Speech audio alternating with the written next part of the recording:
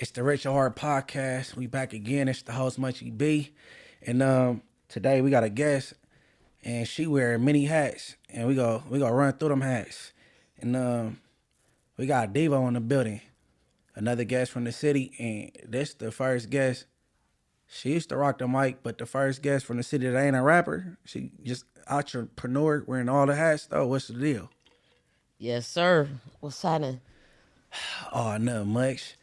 Well, we on this very channel we got a show called Straight Politicking with me, Spotter Loc, Alex Alonso, and we was talking about financial literacy, right? And I was saying that really need to be taught in high school, and that they don't teach that. You know what I mean? You got to go get a higher learning or whatever, and I think that that's important. So me knowing y'all get down, you dibble and dabble in everything, knowing the walk of life you came from.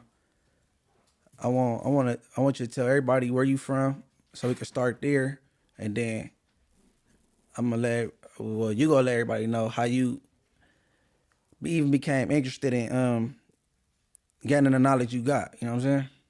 Right, right.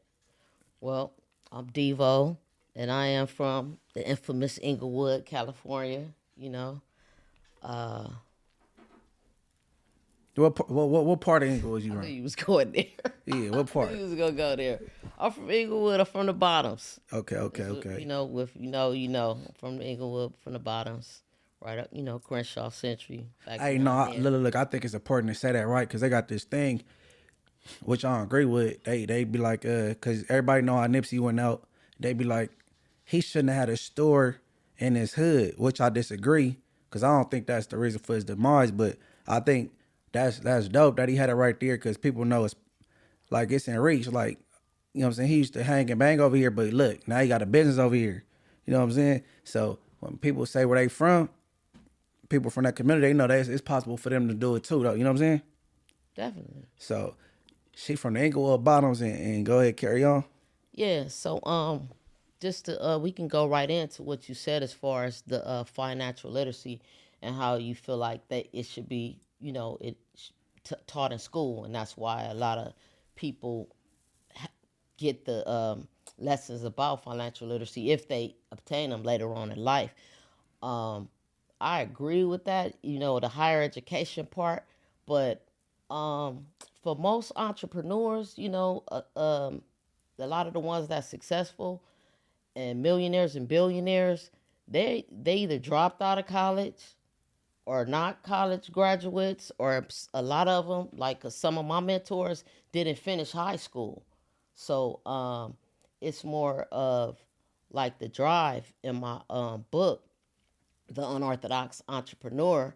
And that's the name of your book. Yeah, it's Okay. Unorthodox Entrepreneur. Okay. I state in there that everything is a business. If it's your mindset first, it's your mindset, and then inserting yourself around people, like-minded people who either doing what you want to do or going in that direction. But the financial literacy part, it's important, but you can gain that through all kind of avenues, especially in this day and age with what some people call it, the YouTube University. They make it easier than what it you, was. it's right all at your fingertips. So Right. it's really a lot easier than when we was coming up and not really having so many people that's in business other than people on the block. But shit, most people that come from that era that transformed into businesses, 'cause there's a lot of them, they really just put that drive and that hustle and what they knew as far as that to create their business. Like for me, I would say my first thing was shit, making money in the hood, for real. Right. But it's just that drive of wanting more. Like then it was a 99-cent store. Then it was a after hours club, a nightclub. Then it was, even go back to that. Motherfucker had the candy store in the hood, Even before the two you just named. Yeah, even before Right, that, right, that's right, like right. back You go, back yeah, when you right, wasn't even fathoming having an office or a business. right. You know, motherfucker had on a dime. I had a candy store, Red Bulls, cigarettes, whatever. You know, um, but I just feel like it's attainable. Anybody, and especially in this day and age, can run a business and be an entrepreneur. And personally, I feel like motherfucker like we can cuss on here, right?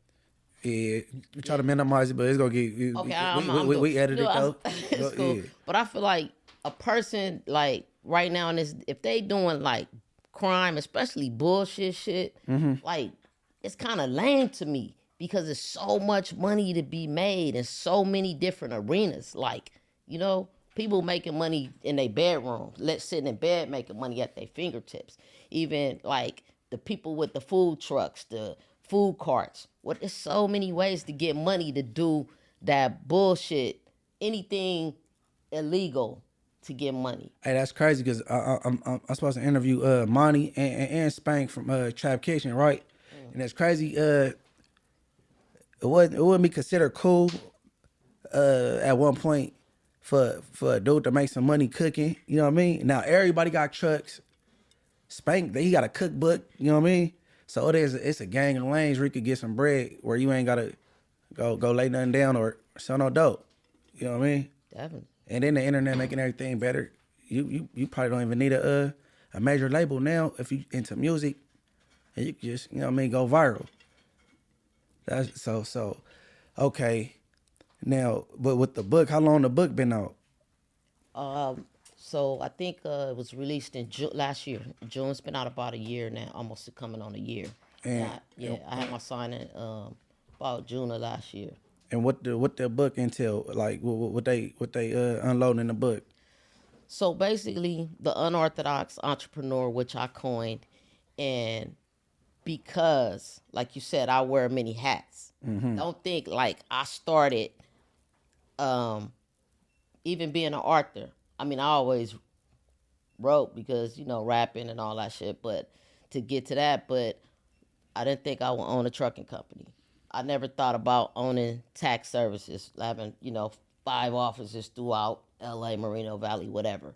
I never thought I had residential facilities. I can keep going because it's like What? Keep going then. Talk your shit. Don't swallow your spit. For real. I'm not really, I do have like multiple ventures, but the book basically explained it that because I just got the mindset. It's all about the mindset. I treat like everything as a business. Like if it's not really where I see I can, and I'm good with my hands. Like I like to grow shit. I like to build stuff. So if I can't level it up, then I'm not really trying to do it. But the book is basically saying the unorthodox entrepreneur is like, okay, in a nutshell, I read Rich Dad Poor Dad. I heard about Rich Dad Poor Dad. My business partner, my little bro, actually sent me and paid for me to go through Tony Robbins when we first opened our business. So I've been under different tutors. We went to Tom Ferriss. We went to all these gurus, right? And when I'm reading their books, the shit is so thick. And then the information in the book is basically like, if you need a dictionary, some people gonna need a dictionary to filter through like the real stuff in there. So I'm like, damn, and it'll deter people because a person could really have that drive and really be like, have everything it takes to start a business, to run a business as far as they drive and they hustle and everything. But if they'll get discouraged reading that shit and they just be like, whatever. So I wanted to cut through the fluff, and it's just basically discussing the mindset, tools, and different things that you can use to become an entrepreneur because everybody don't have like the same Drive. the same drive or the same people in their life to level them up. Like, a parents that's going to get them money or family or whatever. So the blueprint might say for Tom Ferriss, do this, that, and the other. Well, most of those people, a lot of those people, they had an uncle or a mom or a dad that invested in them. So other than the literature you refer to, you got a mentor, somebody you could look to if you had questions about stuff you don't know. Okay, so yeah, that's in the book too. So the crazy part, I have a few mentors. My main mentor is Richard Branson. I've never met him, but I've read everything on him from his beginning to where he is now. You know, and he is dyslexic. He's dyslexic. Came from a poor family. He didn't have the tools or whatever, and he, took a certain amount of money, and then he started, what is it called? A thing where they used to put the records, the music out through. Nah, it's No. CD Baby. Okay. So they started doing that. But yeah, Virgin. But that's how he leveled up. He started where he could with the money, because him and his mom's was piss poor, you know. But like this dude, like he's dyslexic, he's poor, he didn't have anything. He had to use the tools that whatever he had is basically, you got to start somewhere, start with what you got. And no excuses, to just level up on wherever your level is, you can level up. So basically, the book is basically saying that too. Like, you got to utilize what you have. Like, that was my mentor. I didn't know him, but I just studied and looked at what he did, and his story inspired me. But I have other mentors. Like, I don't have a mentor, like a physical mentor like that. No, I haven't. I like to have one because I'm trying to level up again, or every day or every year I'm trying to level up. But Shit, well, I could say my mentor, Robert Greene, in, because I was reading 48 Laws of Power when I was in camp, and I stayed resorting to that book. Like, you can't read it, you got to study that book. You don't read it like a page turner. You know what I'm saying? I stayed off that. I stayed off that 48 Laws of Power. All right, so what about when it comes to real estate? You dabbled and dabbled with that? of course. So real estate, for me personally, you got to have a knack and a love for it, because I studied it. It's not I don't feel I have not I have what it takes. I have the patience to be an agent. So, but back in the day, when I was getting bread in another light, I did invest in some properties, and I didn't. I kind of was um, just trying to figure it out. Because, like I said, I didn't have a mentor. So I invested in some properties, it rented out to family and friends and shit. They wasn't paying the mortgage. Fuck my credit up. Is that in your messed my book? credit up. Hold on, is that in your book? Cause doing business like that, written to family members and friends, how that could be. You would like to do it, but it could be a detriment. And it is a lot of times, but then you do have, certain within your fold. I mean, you hope. I've been blessed to have a couple people, in which of what I call, and it's in the book, my power circle, that I can do that with. Right. That shit, they help me, I help them, and with like the phone call, them legitimate phone calls when you can go, when you can do solid favors or you can do good business with your family or friends. But like I was saying with the real estate part, so, that didn't happen. I had to go and, go through some growing pains and do foreclosed upon. So circle back around after having my certain business established, then my goal was to have like 10 doors. So, but Let me ask you a question. So I know everybody in the world know what's going on with the boy Diddy, right? Now, he, he in a heap of trouble. So he got a mansion that he's trying to sell. He bought for 39 million, but he's trying to, and it's in I don't know if Beverly Crest or Beverly Hills. That's the general area, and he's trying to sell it for 61 million, right after buying it for 39 million. If you was in a position, or even if you was interested in that property, how much would you offer? If not the going rate he trying to get it for? well, I would have my agent, check the comps or whatever in the area for that property. And me, I wouldn't say like I could want to buy it, but I learned long time ago I don't buy with passion. Like it's always my bottom line if it's a good deal, and then if it's in an area where that the equity is gonna build, I shop another way for my properties. But somebody with the money might be like, oh, this house is Diddy house or whatever, this big beautiful property. But I'm gonna check all the facts. I'm gonna get with the agents that I know to make sure that this deal is good. But shit, like right now, no, I wouldn't buy it because from what I feel and understand through the people I deal with in real estate, the market's gonna shift soon. So that motherfucker might be, it might be worth 39 or whatever, 39 million, whatever you saying. He want what, 60? 61? Yeah. So, in some months from now, when the market shift, it might be worth 20. You don't know. So I wouldn't. Okay, somebody offered 30 million, right? So he probably thinking how you thinking, what you just said. So yeah, that's what it was. It was 30, right, Alex? Yeah. Yeah. Somebody offered 30. Okay, now Spider, his theory is, now tell me if this correct to you.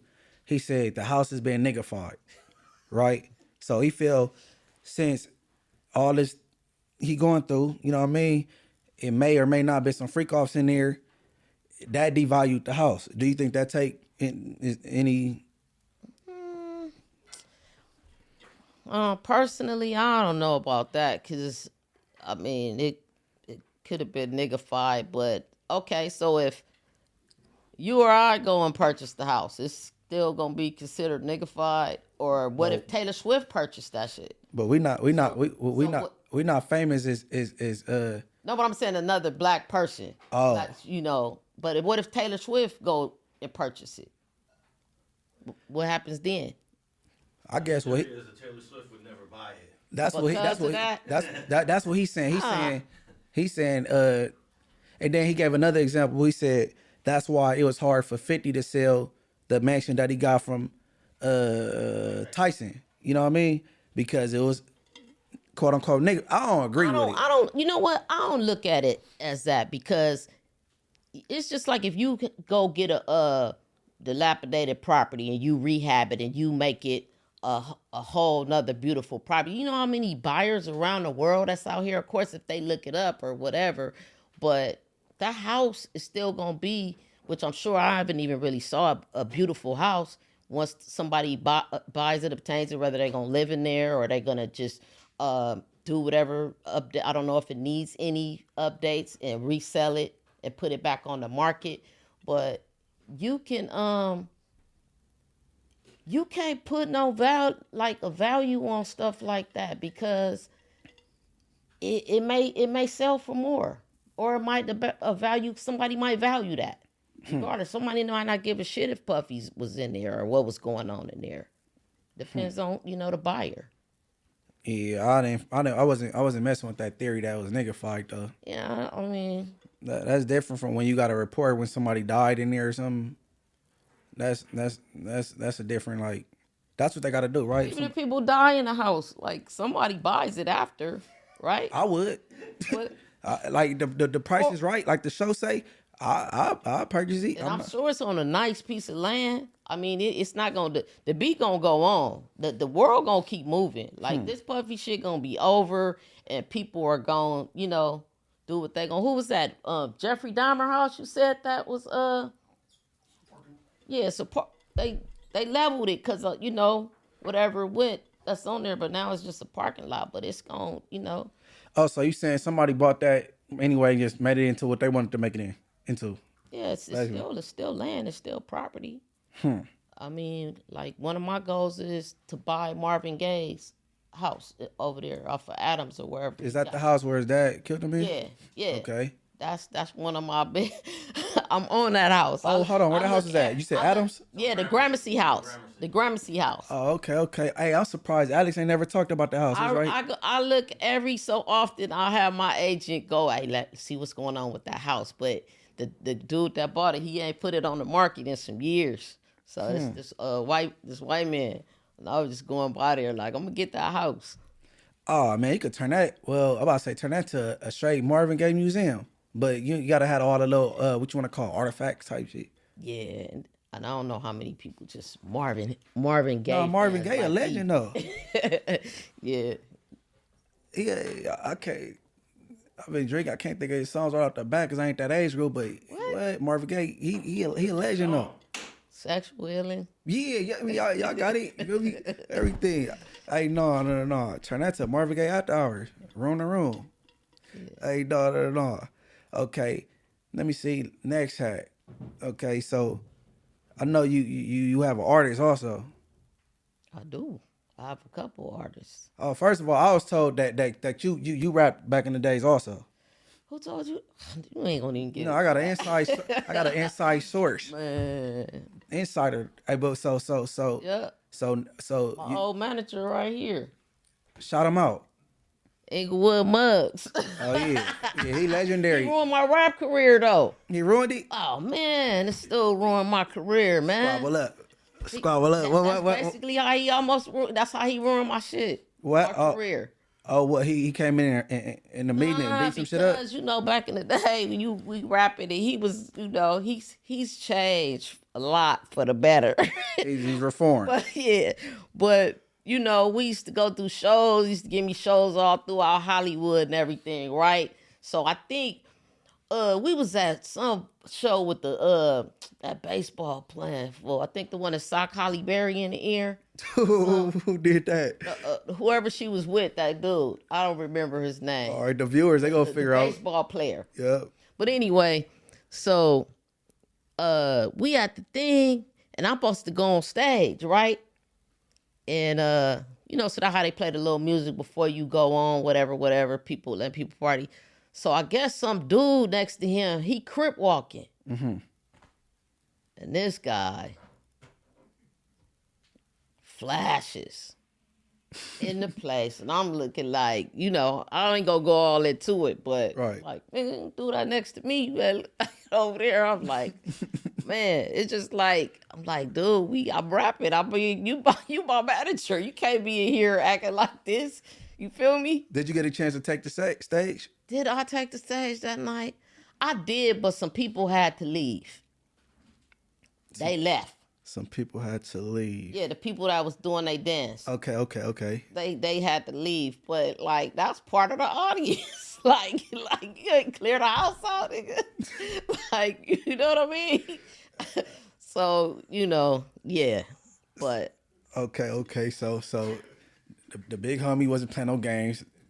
Management, he's wearing two hats too. You feel me? Management industry hat. You feel me? Yeah, Hats to the front and the back. Yeah. They did. All right, and now you fast forward, you pushing the artist. Sure. Shout him out.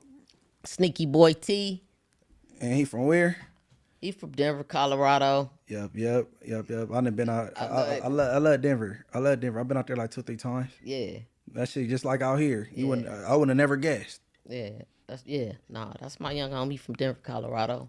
Okay. Yeah. So what's the latest song he got? So everybody go check it out. Like his last video or single he didn't Well, drop. no, I think the last one we dropped was What's Up. He ain't dropped right now. We working on some other stuff. Mm-hmm. But if you go to YouTube and Sneaky Boy T, his stuff will come up. But because right now he got some stuff going on with his like little federal and state parole and shit. So Okay, yeah, that always you know how that go. right. Hence dealing with a rapper like that shit. But we gonna get it together. But I also got my alternative rock group, Tears Later. What? Old and Miguel. Yeah, they've been performing. They did a show in Torrance last week. Another show before that in Hollywood. We got some other stuff coming up, and they doing real well. It's just like it sounds. Tears Later. You can follow them on TikTok. They going up. They really going up. Oh no, that's what's honey. Yeah. Okay. Oh, you dabbling in the other genres. That's hard. Yeah, they dope. I mean, music is music. Uh huh. I mess with all genres. I'm a I connoisseur mean, of I mean, music, yeah, so. you a hustler though. You gonna have to if you were into catching a bag, and it's a bag with the country lane. Yeah, that's something I ain't never really got into. That's the only genre I really haven't. Like, I don't really listen to it. What about pop? I listen to pop. Yeah, cause I had a female send me something to hop on that was the little pop sound, and I slid on that. I'm like, okay, I could do anything. Yeah, right now it all kind of intertwines. You know what I mean? Hey, cause you notice a lot of this R&B is kind of like it ain't the '90s feel. It's poppy, the R&B. Like it ain't really. It got the soul and like the real R&B sound that I'm used to. Yeah, I think it's not R&B soul anymore. It's R&B. I don't. The soul is not really that part of it. I don't think the soul is there. If you could dance from this part of the stage to that part of the stage to your R&B song, it ain't quite R&B, right? Because I don't think you could move like that to like a '90s R&B song. You know what I'm saying? Like Chris Brown be all through the stage. He got cardio. He got wind because he be up there for like an hour and some change doing this shit. So like, Yeah, he got some other kind of energy. yeah. No, but I like the R&B from the '90s more so. But I hope they get back to it. You need to get your R&B a little female or a little heartthrob, little you know what I'm saying, that the females be on. I would love that, a male. Right. But it's, I don't know if that will work today, right now. Why not? I just don't know. I don't think nobody's really. They kind of gonna have to be like a singer and a rapper, cause like nowadays the rappers, shit. I could grab some certain R&B. I could grab certain rap artists, and they could be considered R&B because they really, to my ears, they singing. They're not rapping. They're singing, not rapping. Okay, so Kaylin, for real, well, you consider what? He like he rap. He's in the rap category, right? But he could be. I think he consider himself a singer. Oh, he a singer. Well, Okay, I think I could go but for like that. with the cadences, I think it might go rap like because it's more upbeat. So that's why I actually. I'm sorry. I consider rap. I don't like if you singing a little bit and you harmonizing and doing all that, and it's not really rap to me. Okay. That's just me. Nelly. So Nelly, what? Down, baby. So what you say to that? He had that, but Nelly used to be rapping though. He had some little shit in there where he had some verses, but he was mostly rapping. I'm talking about now. Some of these artists, they're just these rappers. They singing. But I mean, I agree. I mean, it's cool.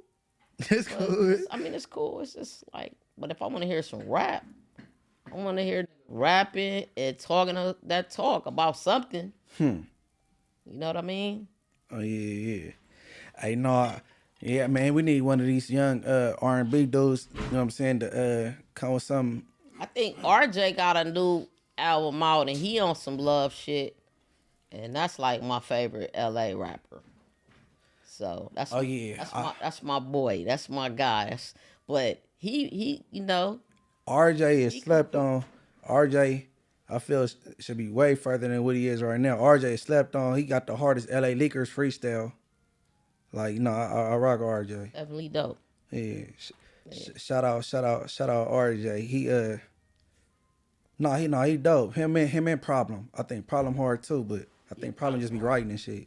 He what? He just be writing, Problem. Yeah. Yeah, he just be writing and shit. So who else you rock with outside of RJ? Who coming in second place? You say your favorite LA artist? That's my favorite LA artist.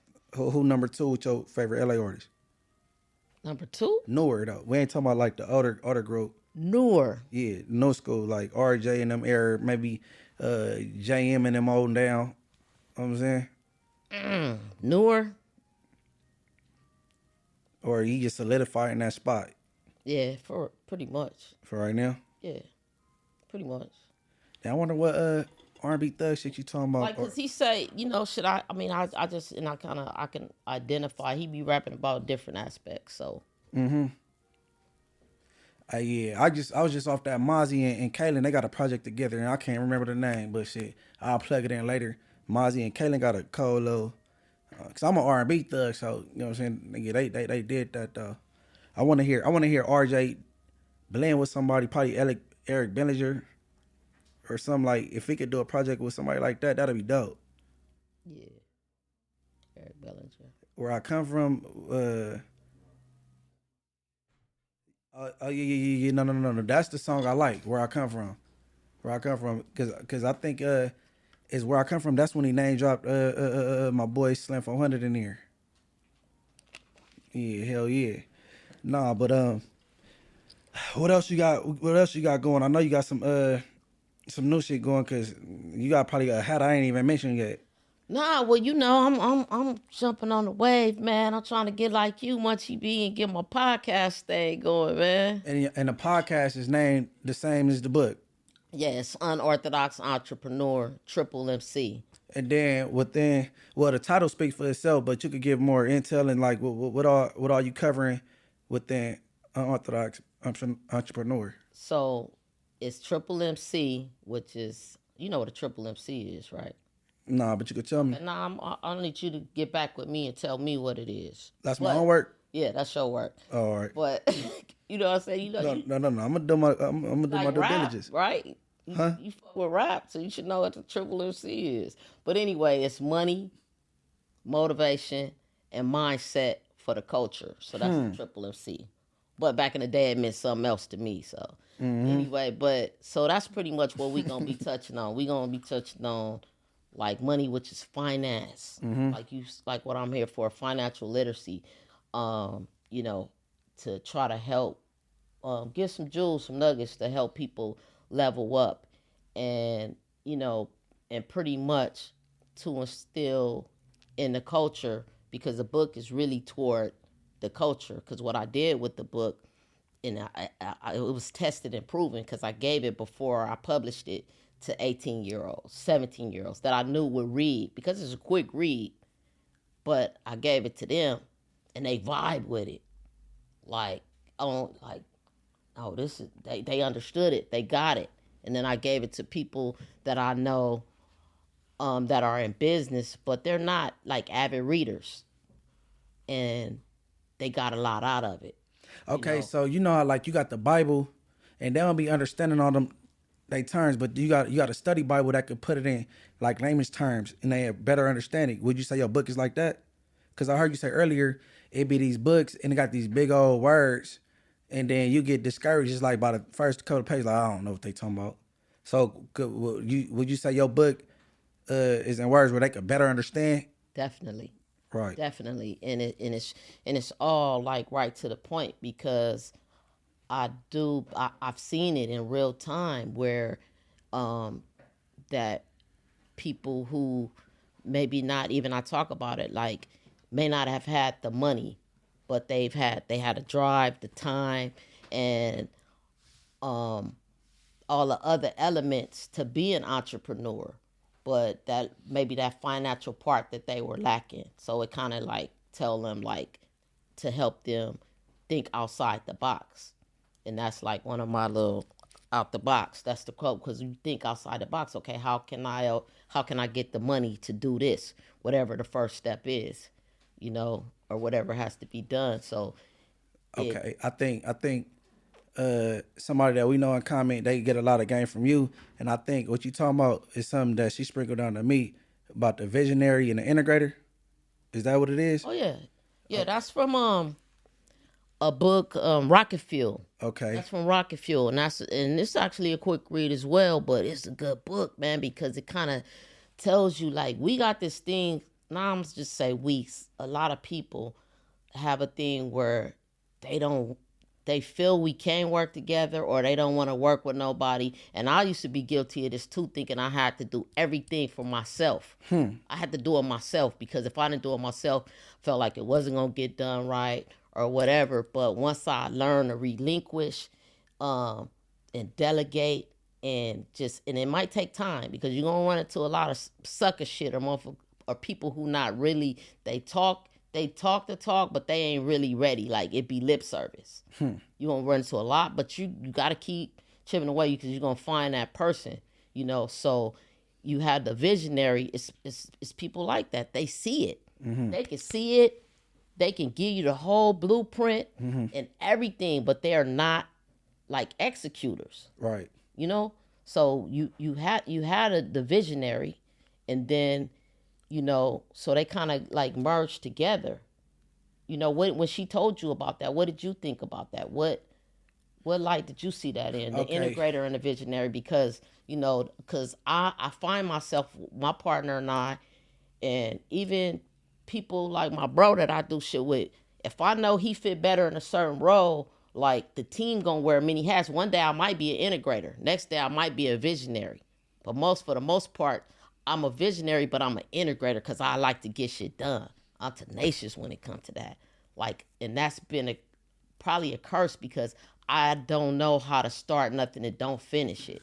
So I used to carry on tasks, keep chipping away at it, going away at it because I got to get it done, or I have to see whatever. That don't sound like no curse to me. No, because a lot of times it would be shit that just wasn't going to work. I'm trying to fit the square in the circle. Okay. You know what I mean? Right. And because I'm like, no, I'm going to feel unaccomplished, I'm going to just keep chipping away when like, look, this shit ain't working. Let's go back to square one or jump off this ship and do something else. No, when she had told me about that concept, I thought about 3 people that I know as integrators, and then I thought about myself like I'm the visionary type. You know what I'm saying? And now you just taught me like you need a team to make things go. You know what I'm saying? Just like everything ain't a one man band, so you gotta, you know what I'm saying? Even though you might just want to be an integrator and a visionary and just tackle all the tasks, you gotta, you know what I'm saying? Include other people to make, you know what I'm saying, teamwork make the dream work type thing. But I think I'm a visionary as far as I think when I heard how she delivered it to me. Yeah, and you're right about that. It do take a team. I always feel like if you want to go like fast, go by yourself. But if you want to go far and be deep rooted, grounded, get you a team. Because you're only as strong as your foundation is deep. If you understand what I'm saying. Overstood. And tell me this. Get it from tell the people how important is relationships. I know relationships could get you in doors money can't sometimes. So how important is it building and having good relationships? Man, all the time. It's so important. It's more important than money. You know what I mean?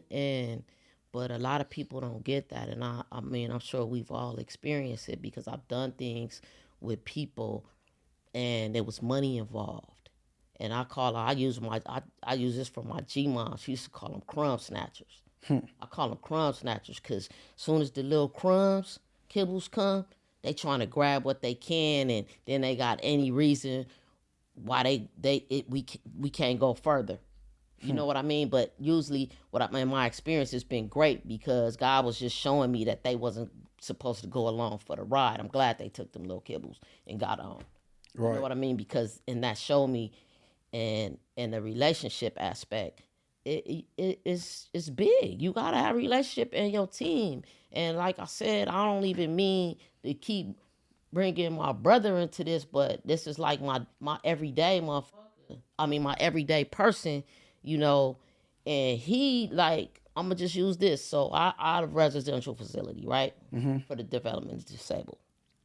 So it was, I couldn't come and, I had staff, staff gonna call in, so I couldn't staff the house. So I was able to call bro, and he went and took the fingerprints, got certified, got everything that was needed.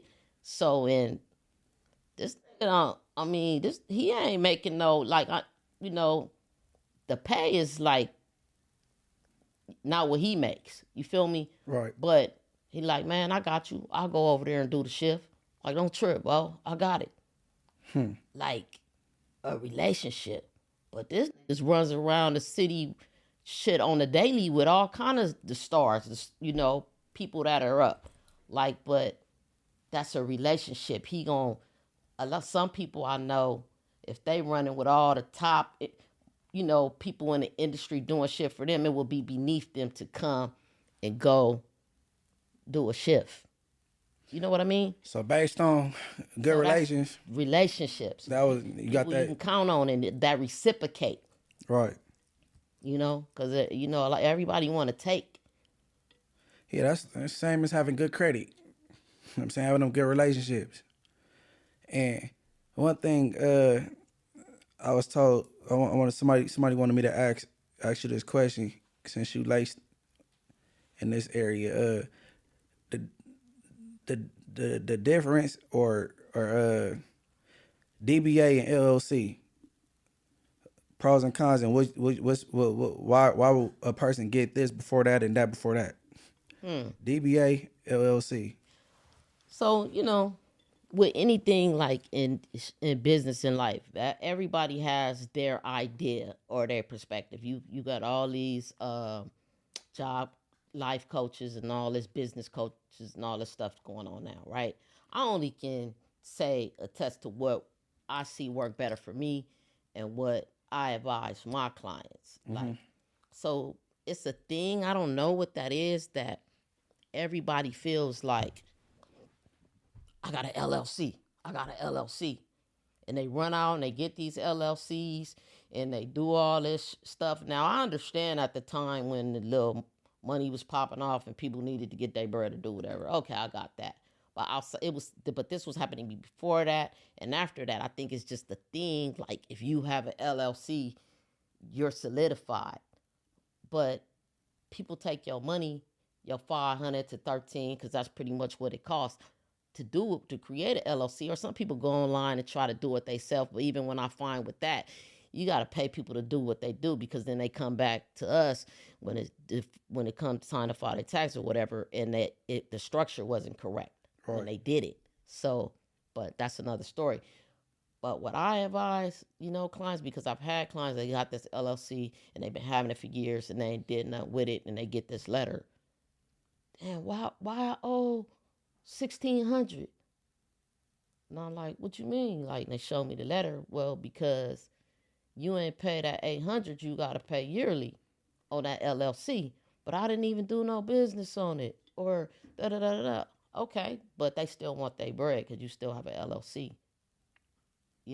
Right. And then they think, oh, well, because it's not to the federal government, it's to the state. But a lot of people think they're one and the same. They just think taxes is just all federal. But it's two different entities. But I tell people, like, if you're not gonna doing a business where you're not gonna be making money or having people you gotta pay on your payroll, where you got a 1099 them at the end of the year and different stuff like that. If you don't, what they say now, if you don't have motion going in your business, then why not just get a DBA until you make money, solidify your business, and it's popping to where that $800 that you gotta pay, you're gonna make the money for it. Okay, and the DBA is what's the abbreviation for that? And that's basically a what? Because I think the whole world know what an LLC is. Like you said, everybody wanted to go grab an LLC during this particular time. Yeah. It's doing business as. Okay. It's like what you're doing business as your company, and then you just go like down to the city. It's just at a city level. Okay.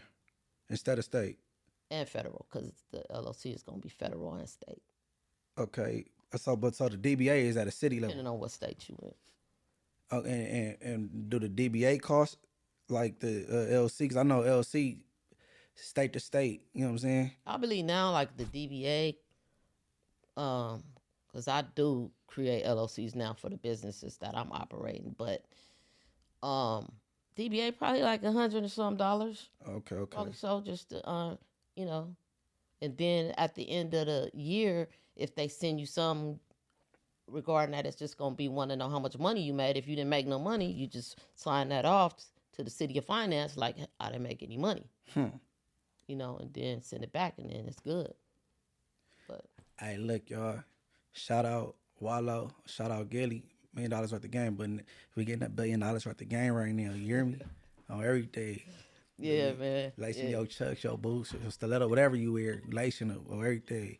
It's all easy, man. It's really easy. Like I said, everything is just right there. Well, I mean, people spend countless of hours on TikTok and Instagram and whatever they own. You know, if you really want to do something, just go look it up. It's just right there. Way it's at the tip of our fingertips Man. more so than it was back then. Easy. YouTube it teach you anything. YouTube University.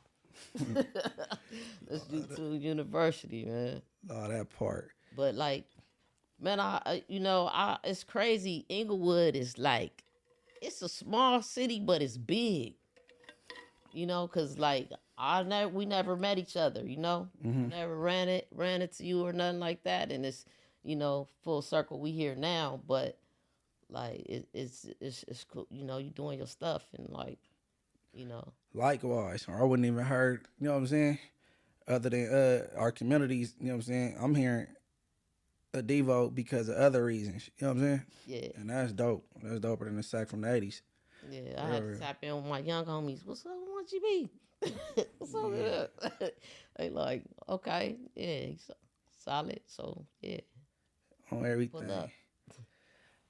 Give everybody your handles where they can find you at. Instagram, YouTube channel, because they go out to tap into Unorthodox Entrepreneurs, man. And then, hold on, your book, when they go look for your book, what's the author name? Is it Devo or is it? Nah, it's Pamela Johnson. You Okay. know, I'm not hiding no more from nobody. You know, it's Pamela Johnson, but She said no more. I'm waiting. so yeah, it's just Unorthodox Entrepreneur. You can go to Barnes and Nobles, Target, Walmart, anywhere, your local books. Well, the small mom and pops, you probably have to order it through them. But, you can go to any bookstores. Hey, for the homies in the pen, because they be effing with me, bro. The homies on the 4 yard, and y'all about to parole in like 2 years. Get your game up. You feel me? Grab the book, come home. Well, no. Grab the book. Get your blueprint together, then come home, execute it. It's all in the book. You know what I'm saying? I was thinking about that because I got somebody who does that, and I was thinking about, because he was telling me he could put it on the list of his books, and I could go to, inside and speak and stuff now because I'm able to do that. I'm able to go in there now. So I'm trying to do that. I'm trying to get that squared away right now too. yeah, so he has an avenue on that, but I was just like, I know like people that I still communicate with, my little bros, my homies. I don't really use homies no more, but Little bros. so I'm gonna say my little bros. They interested. They talk to me, and the ones that got the book, because when they want the book, I make them order it. I ain't send nobody a copy, because if you really want it and you gonna read it, you'll get one of your little bras on the phone and have them ordered or whatever you got to do, because then I'm going to know you serious. And then we can discuss it and we can move on. We can discuss the book and move on from there. But is there a lot of people like in there that's like serious, like trying to, like from what you heard, that want to, on the financial aspects of it? Oh yeah. I believe so. Cause they ain't nothing but time. You know what I mean? And then look, this might be like an oxymoron, right? Cause well, it ain't cool for me to say this now because I'm supposed to be removed or whatever. But I used to hate when people go to jail trying to behave, right? Because I feel like if you doing all this shit you trying to do in jail, be a good dude, you reading books, you calling your girl, your mom standing touch now, you wearing glasses, trying to look studious, going to court. If you did all the shit you was doing in jail on the streets, you wouldn't even be in jail. But you got people that go to jail now. They trying to square it up or whatever. You know what I'm saying? Bible. Yeah, they catch a case and turn holy. They into the good book. Or turn Muslim, take their Sahara, whatever. More power to them. But you know what I'm saying? But when they get to the pen, people lock in. They try to figure some shit out. Like, what's my next move? I've been down for 15. I need to come home and, you know what I'm saying? And then, despite what people think about me and Nipsey Hussle, what I give him his credit, After he passed, everybody wanted to start a business. Like, and he inspired people. So, you know what I mean? So now you got people more business minded. You know what I'm saying? So I think, hell yeah, your book could cater to the penitentiary for sure. For sure. See, at the time when I was going to jail a whole lot, and then when I was in prison, I was trying to read urban legend books and shit, like about get rich and you like, you know what I'm saying, all that little shit and shit like that. Or I read like 48 Laws of Power or whatever. But now, if I was where I was at, my mind state right now, and I was still going back and forth, yo, book could be a must grab. You know what I'm saying? But I think, hell yeah, I think they ready for it behind the walls for sure. More so than the homies on the streets. You don't think so? I don't know. That's why I was wondering if it would be, even though some value to really go in there and do that. Oh yeah, no, for I sure. don't like doing shit that I'm gonna just be spending my wheels. Like if they ain't gonna utilize it or whatever, even if they don't pay me to go in there, it still ain't worth my time.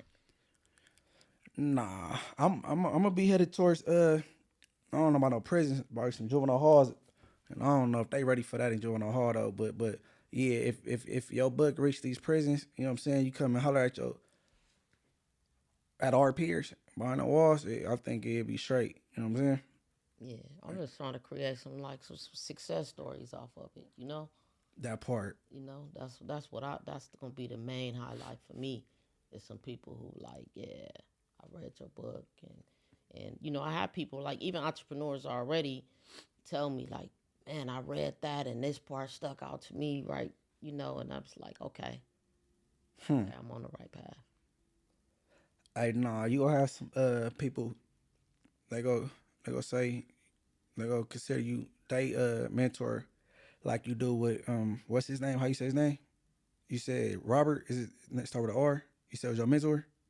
The book, the old dude with the Richard Branson. Richard Branson. So you gonna be somebody Richard Branson in a minute though. You feel me? Yeah. Well, my whole thing is though, and I can go in there, but I like you said, this is my main the book and just really in everything that I do because of where I come, because of where we come from. Mm-hmm. I just want to like let the up and coming know like right now, and that's why I do. I went to a couple colleges and spoke. This was before the book was out. Like they'll call me to go and I went to a high school. But my main thing is because starting out and I didn't know. Like now when I go in these rooms, like now in today's time, it's no excuse.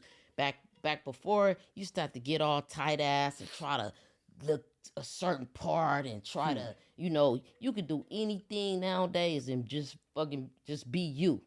You can just be you because and that's what I'm trying to convey to them. Like, because it's mostly they want to be hip, they want to look cool, they want to look, and I'm with all that. But today, like you can go in these rooms and in these offices and be who you are. Right.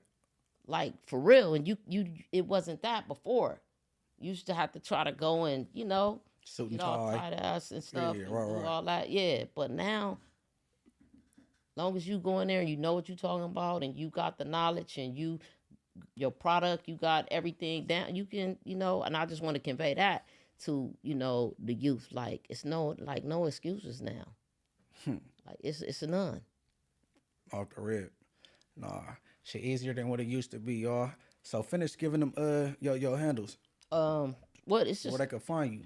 Unorthodox Entrepreneur, as it says on That's your Instagram? yeah, that's my Instagram, my TikTok, all that. I don't use much.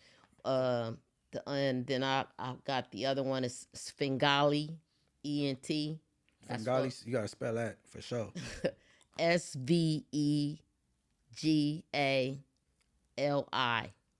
Okay. Svengali. Yeah, that part. Though that got any meaning to it? Oh my God. No, for real. I gotta ask. What's the significance? Because it sounds like that's supposed to mean something. So, Svengali, somebody called me that like a long ass time ago, because I was a person that they would call when they pretty much like needed anything. It could be from corporate to street, or whatever. Okay. And I kind of could put little stuff together and put pieces together, put people together. I think that's pretty much in my little small circle. That's what we all do. Basically, what I described earlier when I introduced her. Svengali is you know how they got the puppet master? Mm-hmm. So it's that person that's up top pulling the strings. Okay. She calling plays like a quarterback for sure. Everything. No Aaron Rodgers. He left the Packers. We ain't talking about him. But hey, look. Aaron Rodgers need to lead a whole. What? He need to just cancel Christmas. Yeah, he need to lead a whole NFL. Hold on, you got a team? Hang it up. And I'm gonna say it proudly. Washington Redskins. Oh, you still saying Redskins, so you an OG fan. I never met a Redskins fan in my life. That's I knew crazy. you was gonna go there too. I don't know where you find that from. I don't even know how you became a fan. You know my second team? Oh. Any team that beat the Cowboys. Oh shit. Inglewood Muggs is a Cowgirls fan. This shit crazy. That's crazy. I know the Packers spanked them. My second, they my second favorite team. Any team that beat them fools. He been a fan since 1970. Hey, look. Before we get up out of here, I'm gonna say this. I don't respect Bloods that's 49er fans because it seems like y'all fans for the color. You just, you know what I'm saying? Shout out Big Bisco because I had to quiz you and you a real fan. But the rest of y'all, I don't know, man. Y'all, you know what I'm saying? I don't know why y'all fans. Y'all just game bangers. Y'all just going with the color. But look, man. This the Rich at Heart podcast, man. Y'all can find us anywhere you could click. Spotify, iHeart, Apple Podcast. I'll be at home. Alexa, play Rich at Heart podcast. So you can check us out on Amazon and Rich at Heart podcast on Instagram. My personal little get up MB_ the mayor on Instagram, and my YouTube channel Rich at Heart _TV. And hey, thanks for pulling up like Huggies, man. I appreciate you. All the time. Giving us $1 billion worth of game. And just the Rich at Heart podcast. Everybody tap in on Tap Out.